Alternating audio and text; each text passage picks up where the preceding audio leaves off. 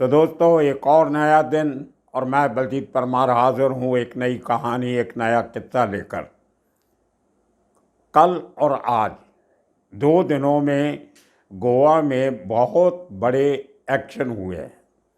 एक वो रेस्टोरेंट जिसका नाम है कर्लिस रेस्टोरेंट एंड क्लब, बहुत बड़ा शैक है अंजना बीच पे, ग्राउंड प्लस 2 फ्लोर का। उसकी तस्वीर मैं आपको दिखाऊंगा इस आज के एपिसोड के साथ।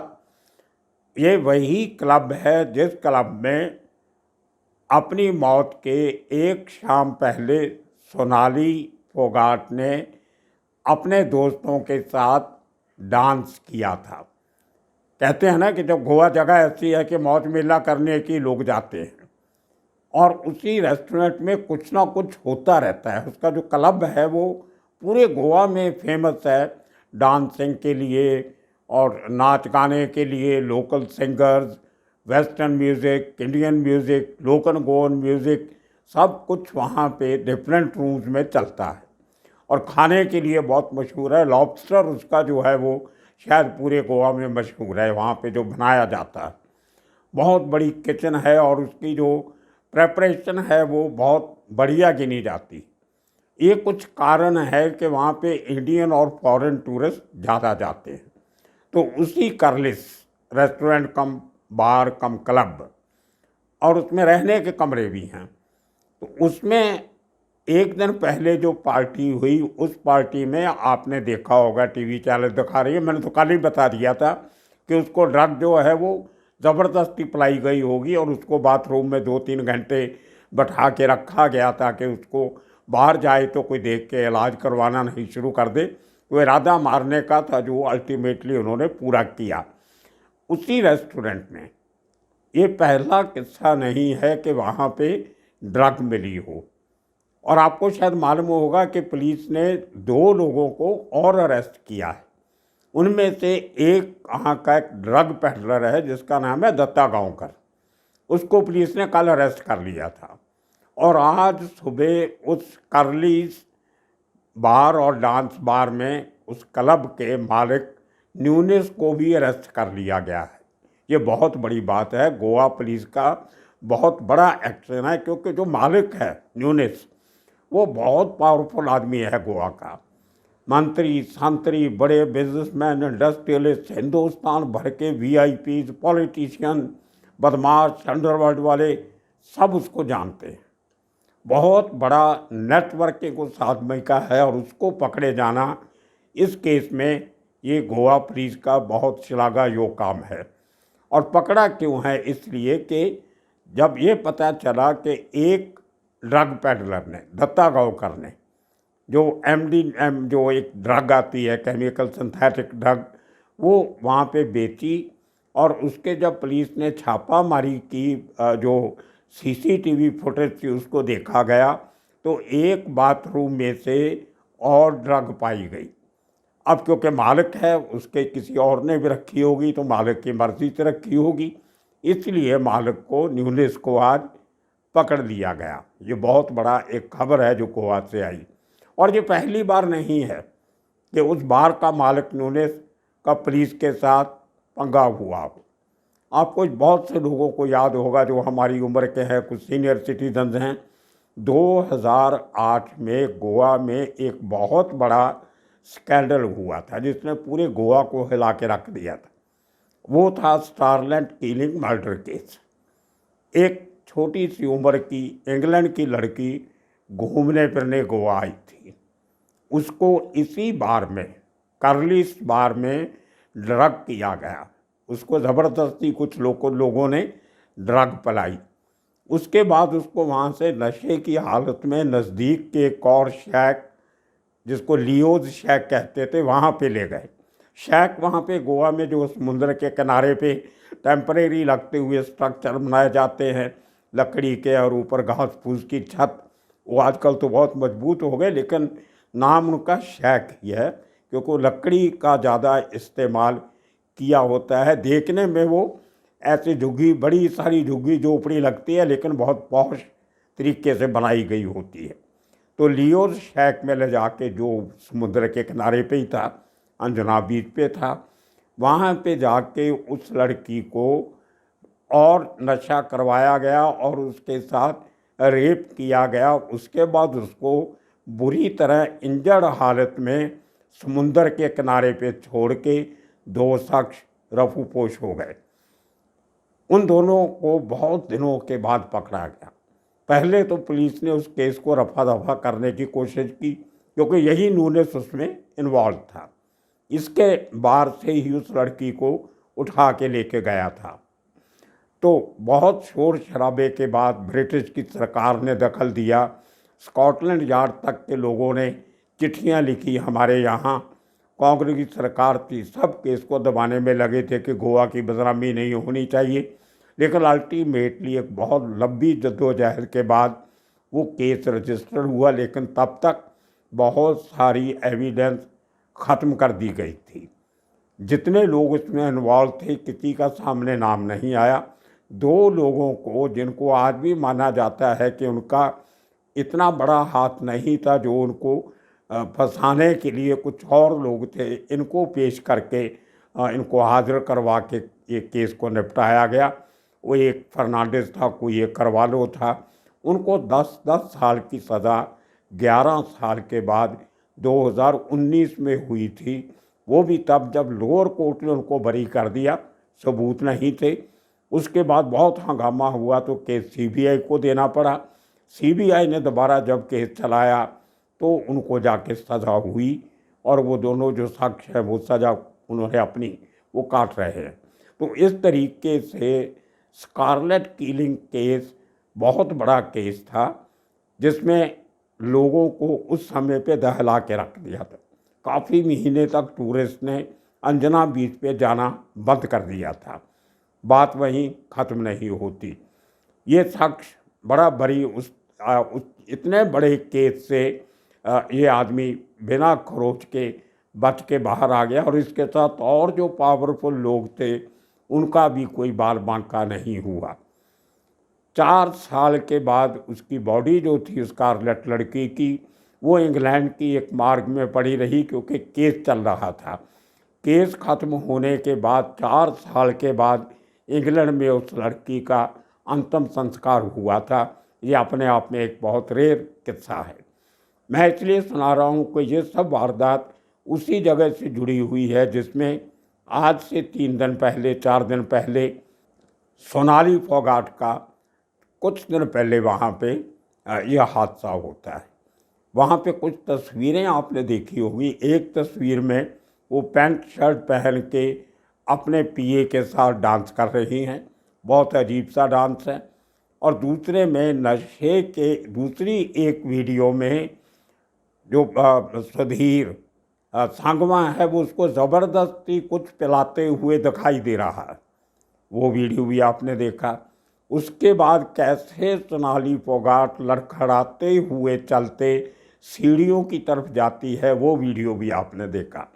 अगर आपको याद हो तो मैंने कल की वीडियो में कहा था कि पुलिस इस बात की पड़ताल कर रही है कि इतना बड़ा हादसा होटल में हो रहा था, उस बार में डांस फ्लोर पे हो रहा था, तो वहाँ के स्टाफ को ज़रूर पता होगा और पुलिस इसकी इंक्वायरी करने की, पड़ताल करने की पूरी कोशिश करेगी और कोई ना कोई एक्शन होटल के स्टाफर पर होगा, जो आज हो गया। तो ये मुझे क्योंकि गोवा पुलिस का काम करने का तरीका मालूम है, इसीलिए मैं ये बात कह सकता था वो आज सही निकली है। और अभी और भी 2-3 वेटर्स का, कुछ और लोगों का अरेस्ट होना बाकी है। 1-2 दिन में वो भी हो जाएंगे। आज गोवा की कोर्ट ने दोनों अक्यूज्ड को, संगमा को और सुखविंदर सिंह को, आपको बता दें कि वो जो गांवकर करके जो लड़का है दत्ता गांवकर, उससे ड्रग जो खरीदी थी वो सुखविंदर सिंह ने खरीदी थी। तो उन दोनों को आज 10 दिन का रिमांड, पुलिस रिमांड मिल गया है। और गोवा पुलिस, मेरी कुछ सीनियर लोगों से बात हुई, वो एक स्पेशल टीम हरियाणा में गोवा पुलिस की आ रही है। ये बात भी मैंने 2 दिन पहले आपको बताई थी कि गोवा की पुलिस हरियाणा जाएगी। अब देखने वाली बात होगी कि हरियाणा की पुलिस उनके साथ कैसे कोऑपरेट करती है। अब गोवा की पुलिस ये जानने की कोशिश करेगी कि सांगवा के साथ सोनाली फोगाट के पिछले कुछ सालों से किस तरीके के रिश्ते से, कहाँ से उनकी बात बिगड़नी शुरू हुई, कहाँ से रिश्ते बनने शुरू हुए, मोटिव क्या था मर्डर का, प्रॉपर्टी हथियाना था या कुछ कैश का मामला था, ज्वेलरी का मामला था या और कोई बेनामी प्रॉपर्टी की बात थी। उसकी पूरी जानकारी लेने के लिए गोवा पुलिस की एक टीम हरियाणा जाएगी। और एक और अच्छी बात है कि जैसे कोइंसिडेंस कहते हैं, जो गोवा के जो आईजीपी हैं, इंस्पेक्टर जनरल ऑफ पुलिस, वो भी बिश्नोई हैं, हरियाणा राजस्थान बॉर्डर के रहने वाले हैं, वहाँ की भाषा अच्छी तरह जानते हैं, उनका सरनेम भी बिश्नोई है। वो शायद खुद जाएंगे एक एक्सपर्ट टीम साथ में लेके, ताकि हरियाणा के सीनियर ऑफिसर से आमने सामने अच्छी कोऑपरेशन कोऑर्डिनेशन हो सके। तो ये आने वाले दिनों में देखना होगा। और इसके बाद मामला वहीं ख़त्म नहीं हुआ। 2008 के बाद एक प्रेशर थोड़ा थोड़ा बनना शुरू हुआ था न्यूनस और उसके इस बार, डांस बार और फ्लोर के ऊपर, रेस्टोरेंट के ऊपर।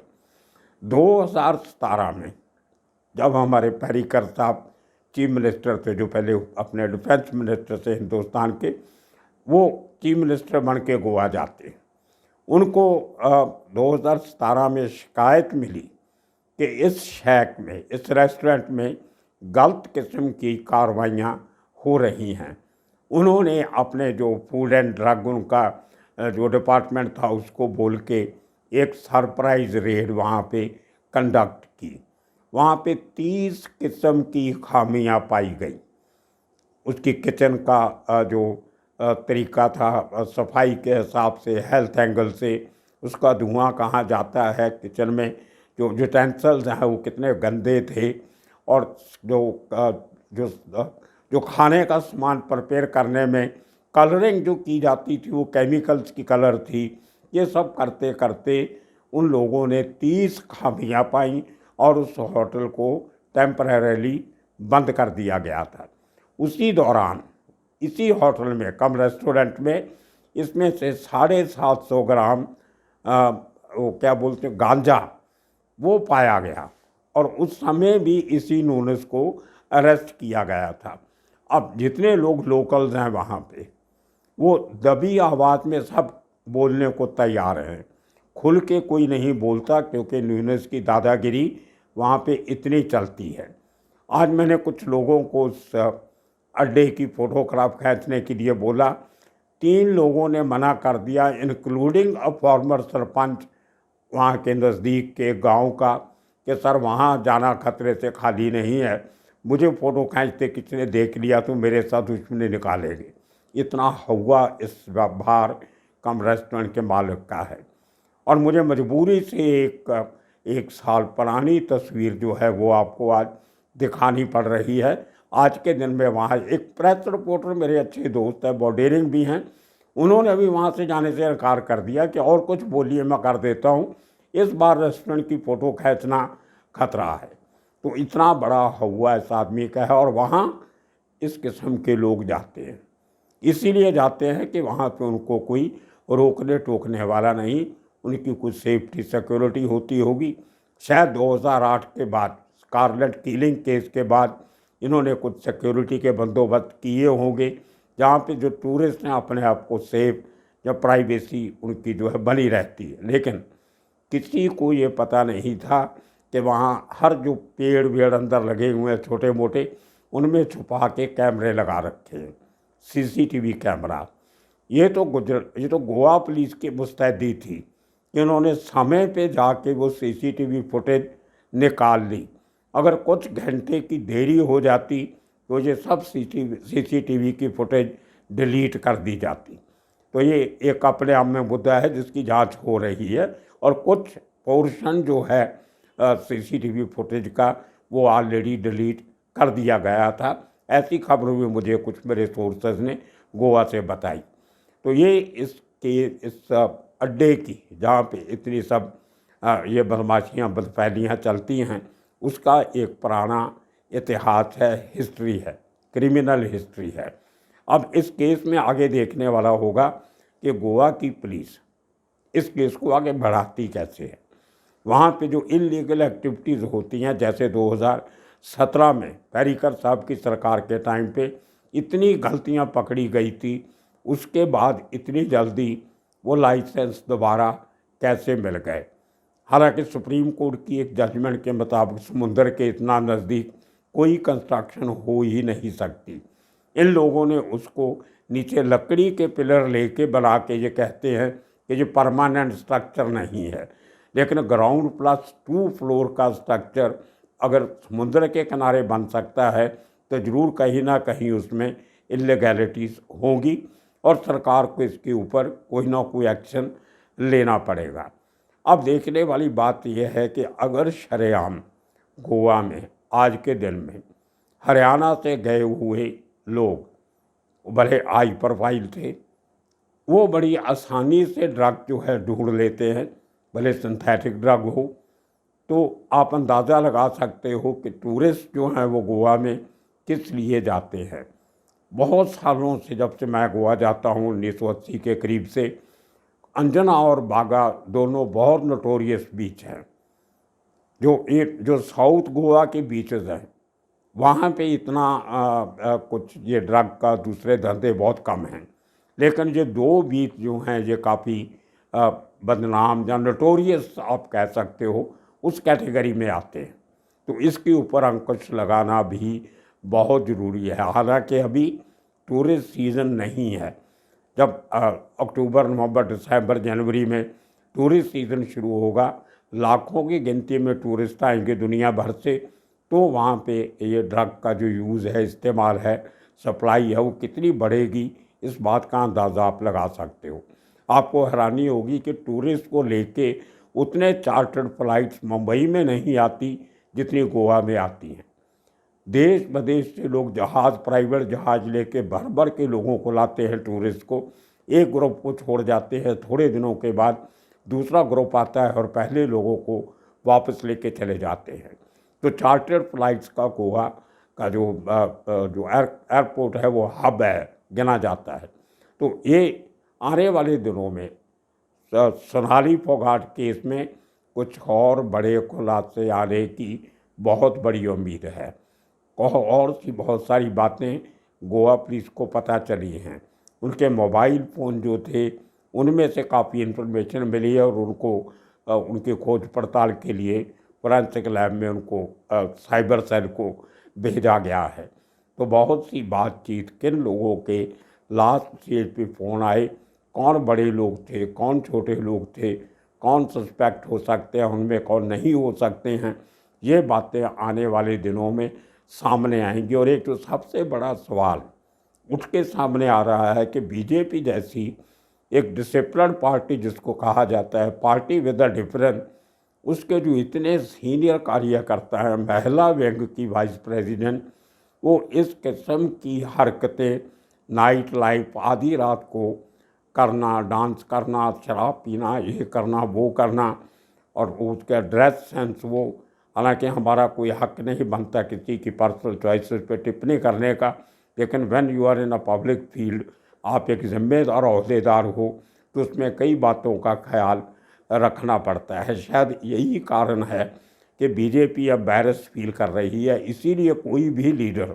गोवा का या हरियाणा का या दिल्ली का खुल के अभी तक सामने नहीं आया है। किसी ने इस कत्ल की कोई कंडेम नहीं किया है, कोई बहुत बड़ा शोर शराबा नहीं किया, सब चुप करके बैठे हैं, कोई भी इस केस पे बोलने को तैयार नहीं है। तो ये किस्सा आज यहीं ख़त्म करेंगे। आने वाले दिनों में और किस्से कहानियाँ लेके फिर हाजिर होंगे। तब तक के लिए आप सबका शुक्रिया, धन्यवाद।